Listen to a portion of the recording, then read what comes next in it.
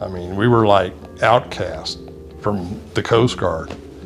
And so that's why that initial bunch of us, I think we've got a really strong bond even now, you know, 20 years later, whatever, because we went through so much. And it's like we only had each other really to talk to, you know.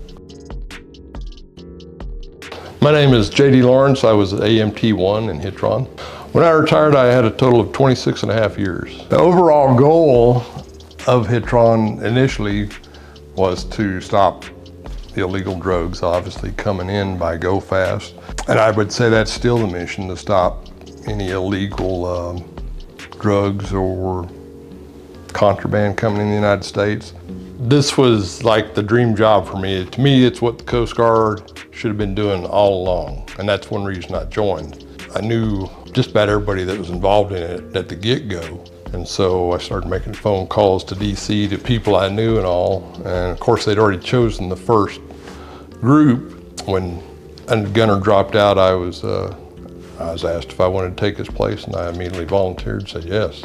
The initial group of us 10, we had to go back home and move our family. By the time we got down there was already all these people. It's like, holy cow, man, you know, so we had to train them all up.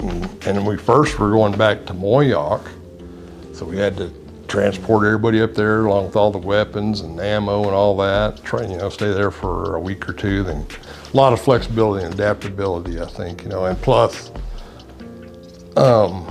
keeping your cool, you know. After a successful mission, everybody, I think the cutter crews were happier than us, you know. Showed up, put the shells through the engines, they stopped, the small boat was there, and then we'd fly back the ship would get there, and they're hard work, you know, for them to unload it, because you'd be surprised at the amount of drugs on one of those boats. But they were very elated, and of course we were too, because, you know, it was a good mission. Everything worked like it was supposed to. And at the beginning, we tried nets, you know, to entangle them, but that was really hard to deploy. We had the sting grenade, we had the stink gun, the paintball gun that fired stink pellets. But we had a lot of things that people, oh, try this.